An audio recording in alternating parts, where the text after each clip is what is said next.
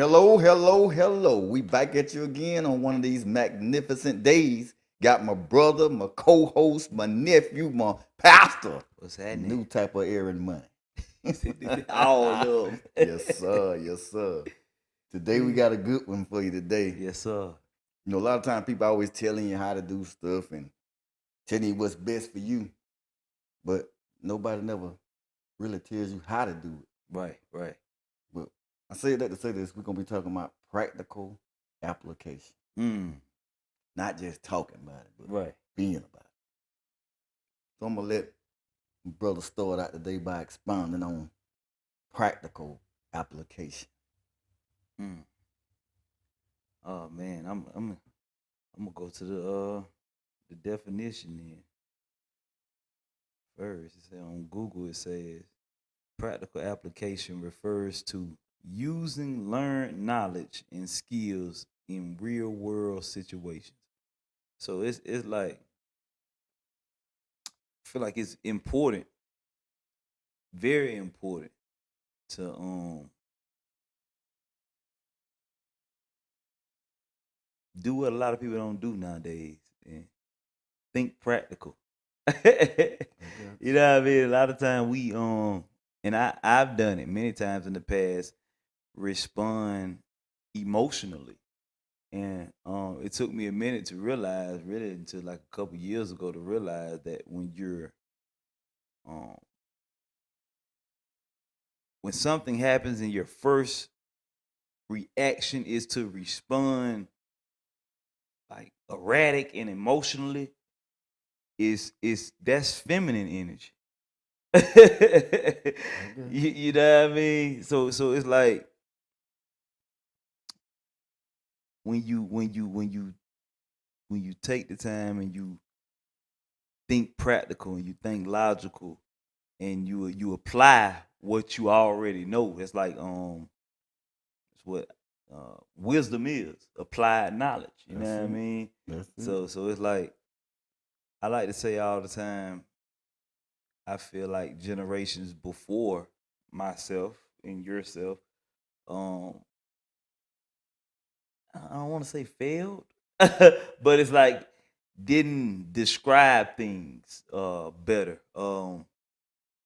I've heard preachers, I've heard people that were believers or whatever tell people, well, brother, you just gotta pray. Well, you just ain't got enough faith. Well, you just like, and it's like, how? Yeah.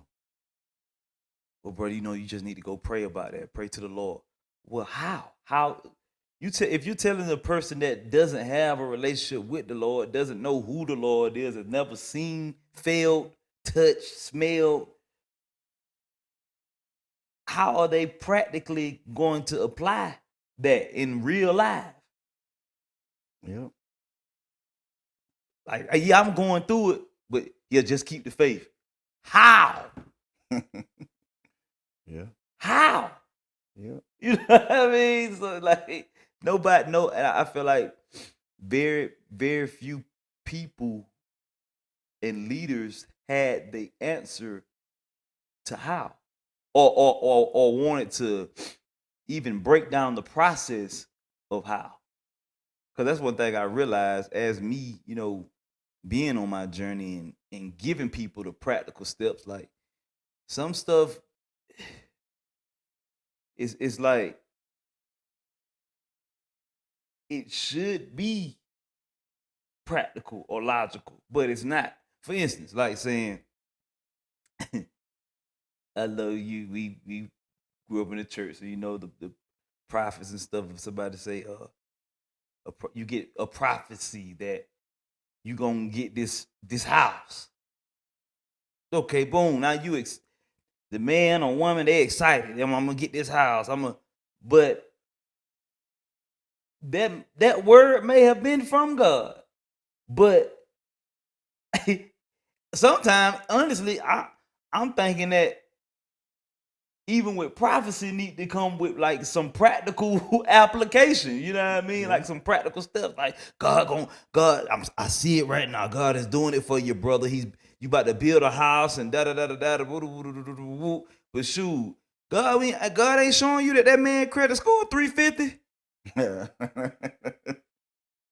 You right. You feel me? Like you got to practically take some steps to getting your credit score in right standings before you can actually build or do whatever God. It's like folks just think so. I don't even want to say spiritual because it's not spiritual, religious, where it's just like just God is just gonna do it all. No, He's not. He ain't gonna do nothing. He done everything. Didn't he say he's giving us everything? Right. We've had this conversation several times on the show. But like you're saying, a lot of times we so quick to tell people what to do. Right.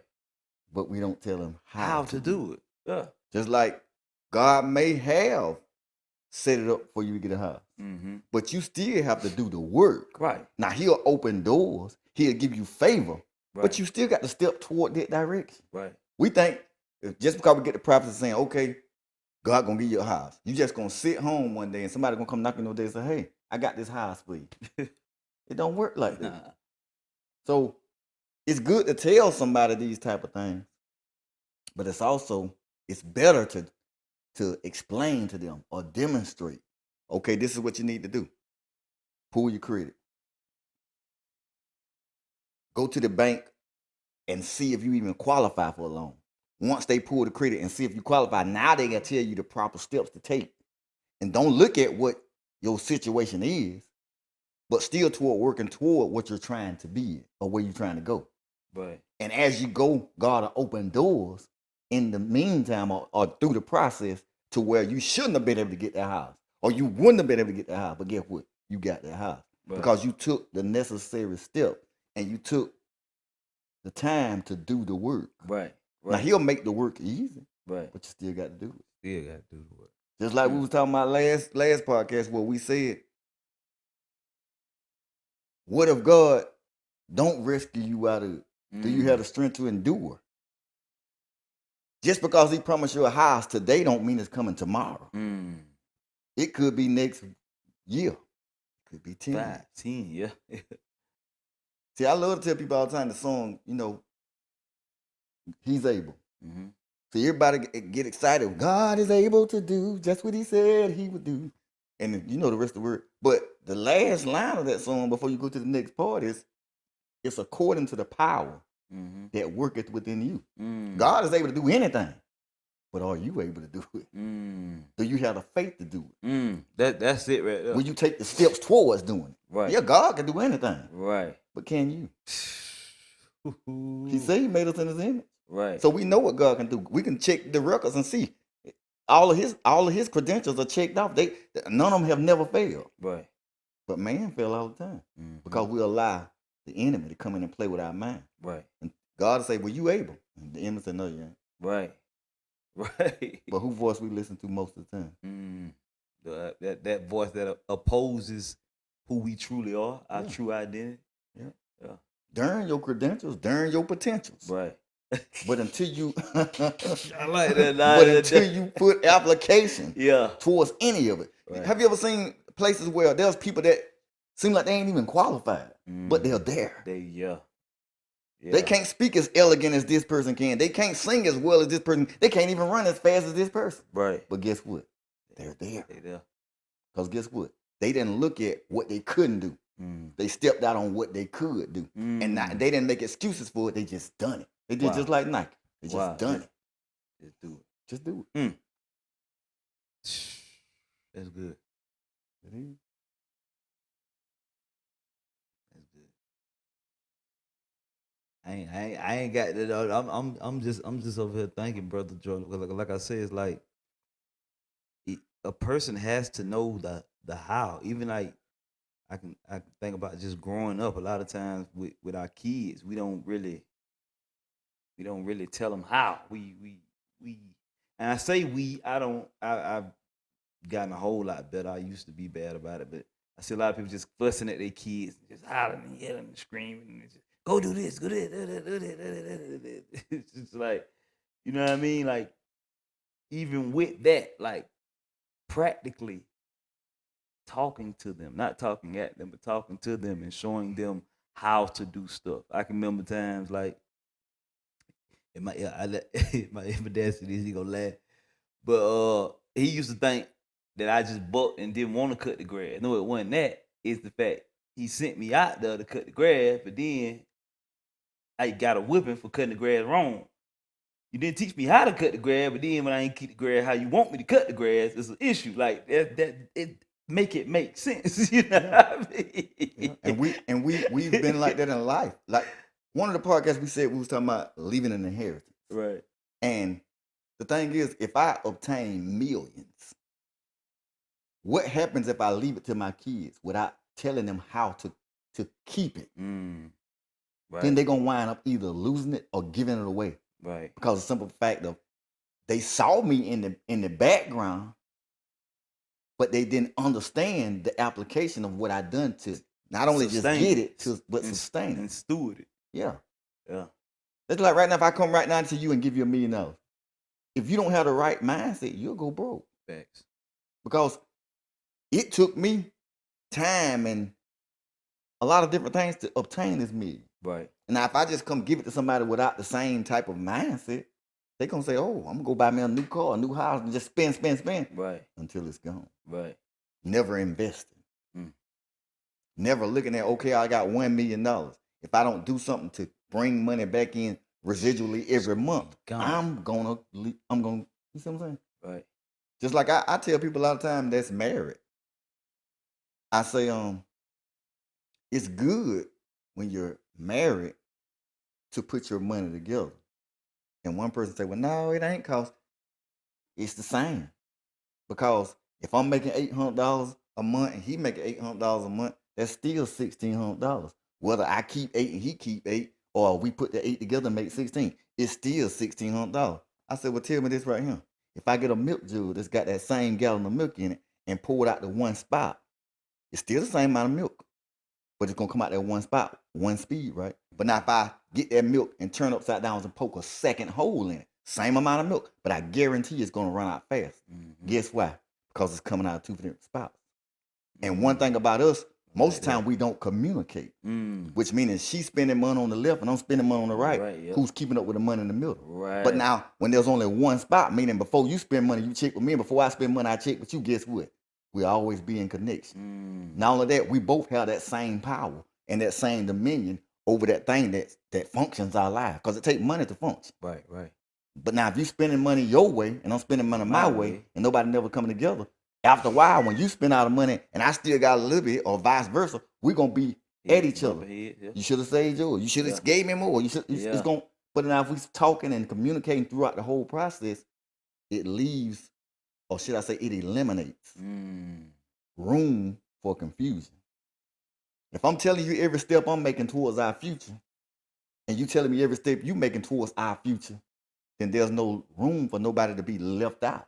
Right. But now if my future is one thing in my mind and your future is another thing in your mind, but we never communicated, then guess what? Both of us are left out. Right. So it's a lot of practical application. We need to just learn how to trust what God is telling us to do. Right. Stop looking at the naysayers. Stop looking at what's against us, and just actually do it. Right. And if you don't know how to do it, get with somebody that know how. Google how to know how. Chat GPT how. Right. But take the step to learning how to do it, and then take the next step and just start doing it. I was just thinking, if I had to, we got a good little minute here. If I had any advice,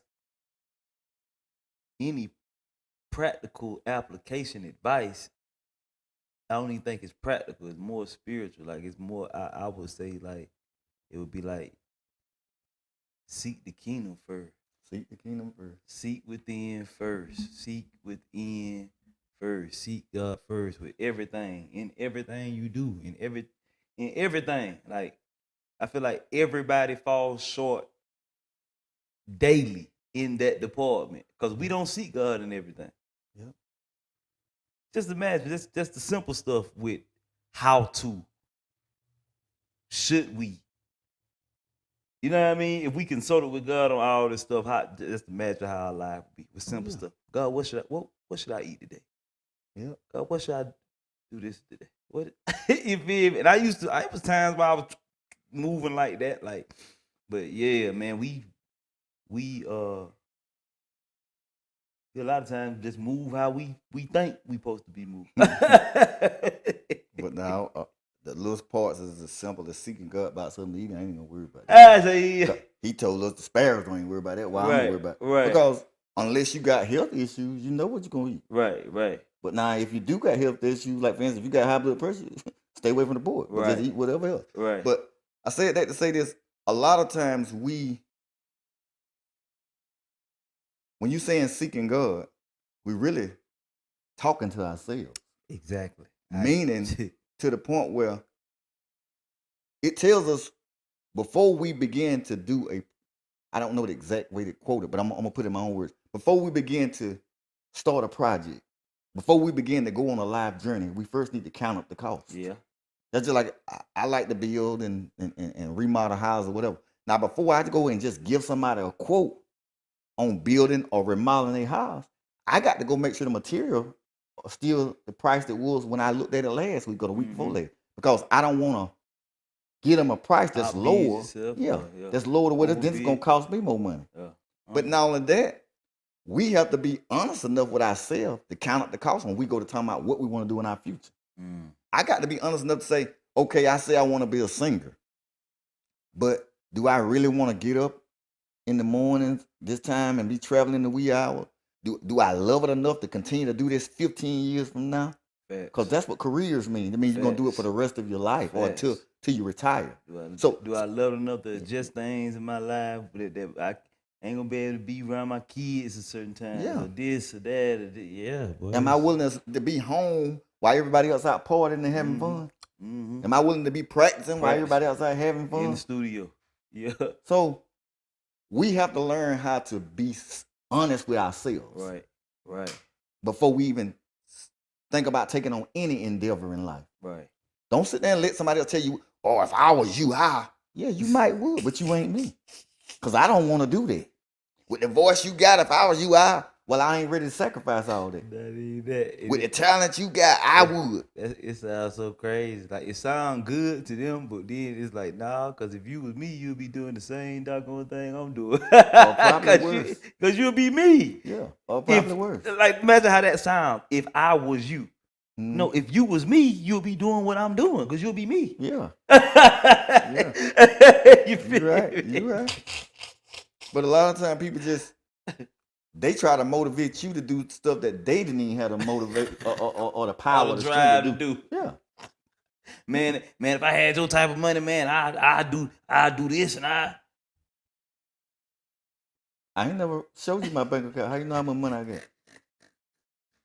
People tell me that all the time. Man, all that money you got, why won't you just go? I showed you how much money I got. Right. You might have more money than me. You know what I'm saying? Right. Have you ever heard of that thing called credit? Now my credit probably better than yours. Yeah. But you probably got more money than me. Right. But it's the mindset, man. We got so much advice when it comes down to everybody else. But won't we take some of our own advice? Yeah. Won't we pump our own self up? Yeah. Won't we push ourselves the other way we try to push other folks? Your gift is just as important as theirs. Right. That thing you see in them, turn the camera around and look at yourself with it. Go look in the mirror and motivate yourself or push yourself the way you're trying to motivate and push that person that you feel have more potential than you. You don't feel yourself has potential? Wow. You don't feel yourself have enough drive to push yourself? Right. It's easier to push yourself than it is somebody else. Yeah. But we spend more time and energy trying to push other people. Right. The most effective way I see of driving somebody else is actually getting out, doing the work, and demonstrating, not just talking about it. But that's practical application. You showing them how to do that. I ain't just talking about it. I'm walking by it. Right. I ain't just saying it. I'm playing it. Right. You get what I'm saying? Right. It's a lot of times we do almost saying, but we ain't playing. I ain't telling you to go over there and do this. I'm gonna show, hey, come over here with me, and I'm gonna just do it in front of you. Mm-hmm. You know what I mean? And then maybe by me doing it in front of you, it may influence you to want to do it. Yeah. I ain't. You know what I mean? And if it don't, but you ain't gonna stop me from doing it. Right. Yeah. Right. Like I told you before, I done started this little thing with these little push-ups. Yeah. And I have to motivate myself. You know why I do push-ups at every morning? What that? In front of the mirror. Mm. Cause when I get ready to give up, no, you ain't giving up. You look at said yourself. you were gonna do this, Mm. and you gonna sit here and do 100 of them. Now you might not do 100 of them in one because you might not can't hold out, but you gonna sit here and do 100 of them, Right. and you gonna stay right here until you do them 100. That's how I Right. talk to myself. Right. Oh, that's good. Why you look cut up there? Yeah, I do know. Ah! But yeah, we got to motivate ourselves. Yeah. Seek ye first the kingdom. This is my kingdom. And that's what I'm saying, man. When folks be, I know it's even folks that watch this, brother Jordan, that that's in the church stuff like, how they just get on that they own. Like, we make quotes, but we ain't. I guess doing it how people expect us to do it or something. But at the same time, it's like people don't even break this stuff down to the point. I feel like in these buildings, the way that it need to be broke down. Like, we know that the kingdom is within, but it's like, if the kingdom is within and it's telling me to seek there first, that's time I open my eyes in the morning. That's the first thing I need to be doing. You know what I mean? Seeking the kingdom first. What is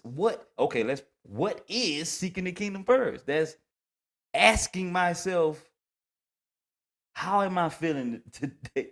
How am I feeling this morning? How am I doing? Like, self-checking myself, checking myself, and checking with the God in self. Hey, God, how you doing? You know what I mean? What they call prayer. You know what I mean? It's just, it's simple.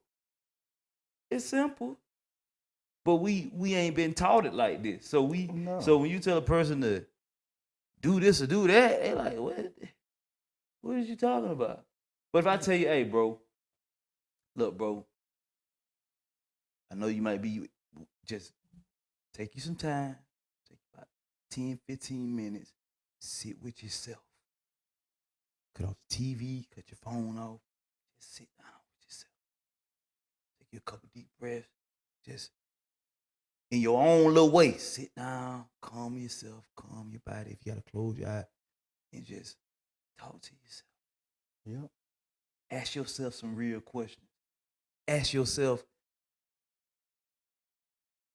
am I where I want to be at this age? Like, you will be surprised at the answers you hear from yourself. Yeah. when you sit down with yourself, like, and I won't even go here, but it's like, for me to get to this place, and I know we talk about God being the light and all that, but man, for me to get to this place of an enlightenment and to be in the light, and now to have become the light, is like, I had to sit in the dark. I had to sit in them dark places inside of me, inside of my kingdom, that I wanted to hide from the world, and I had to be real with myself. And maybe I didn't, but after being real with myself and being real with the God himself, I was real with the people. Nah, I can be free. Nah, I can be the light. Nah, I can move a certain way, because I ain't got nothing to hide from nobody. Yeah. Because I'm being real with me. I'm seeking the kingdom first. I'm waking up seeing, yeah, boy, I'm screwed up. Yeah, boy, you did do that last night, and you did that, you know what I mean? Right. Keep it real with yourself. Keep it real with yourself. See, what we got to realize too is kingdom. I'm the king over this domain, which means I have dominion over this domain. And if we be honest, there's not too much things in this world we have dominion over that we dominate, other than ourselves. Right. But now, what makes us be able to dominate over other people's kingdom is when they see you rule your kingdom so well to where they'll want to follow your kingdom. They don't mind seeking your kingdom, or not just seeking your kingdom, seeking the kingship in you. So that they'll learn how to have dominion over their own kingdom, territory, or their own domain. Yeah, domain. Yeah. So in the Bible it says something about ruling well. Now, once I learned to rule this well, it begins to shed light over the person that has darkness in their kingdom, to where, oh, his kingdom is running pretty smooth. So let me go and inquire on what he's doing, right, to have dominion over the domain that God has placed him over, which is his body, right, which is his mind, so let me get which is his heart. Let me get some practical application. Let me get some of your application. I don't just want. I don't want to get preached to. Yeah. I don't need, at this point, I don't even necessarily want to say talk, because the way it's like I just be thinking like different now, to the point where I look at myself to be I always look at myself to be a teacher. My mother is a teacher, like she taught school, but like not really think about it, I'm like, I can't teach nobody nothing. Really? I can't teach nobody nothing. Everything that you need to know, all the information that you need to know is already in you. So if it's already in you, how can I take the credit? I'm gonna get up and walk up this thing. How can I take the credit for something that was already in you? Yeah. That's almost like leaders and stuff like, yeah, they got saved at my church. Yeah, you can't, you don't take no credit for that. That was gonna happen. It may be what that was gonna happen. But that's the point of him saying shine the light, which means it's already there, but they can't see it. Right. Because it's dark there right now. Right. But now once I begin to master how to rule my domain, now it begins to shine light so bright to where you say, hey, he's showing me some stuff that I knew was him, or I felt it was him, but I couldn't see it. I couldn't find my way. But now he has shown me how to see this thing that was already in me. God said he created us in his own image, which means he's given us everything that pertains to life and godliness, which means it was already there, like you said. But now it's up to us to shine that light to where they can see it. And we do it by practical application. You just said something. So if we're truly created in God's image, why is it so hard for us to see that image when we look at ourselves? that may be for another, because we got that may be for another bit topic right there, brother Joe. Why is that so hard? See, I'm gonna go deep. We just explained it. Yeah. Because it's there, but you can't see it because you're in darkness. And we keep allowing the enemy to not only just cut out the sun, but also block out every form of light that comes into our life that can show us who we're supposed to be. So what I hear you saying is, in darkness doesn't necessarily mean that they smoking, drinking, cussing,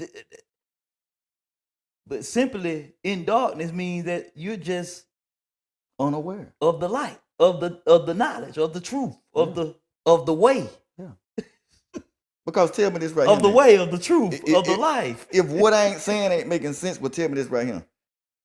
Before you begin, I can't say to go to church because you've been in church all your life, but before you begin to accept responsibility or pay attention to what was going on in church, did you already know certain stuff was right and wrong before you even thought about God and heaven and hell and all that? Did you already know it was right or wrong?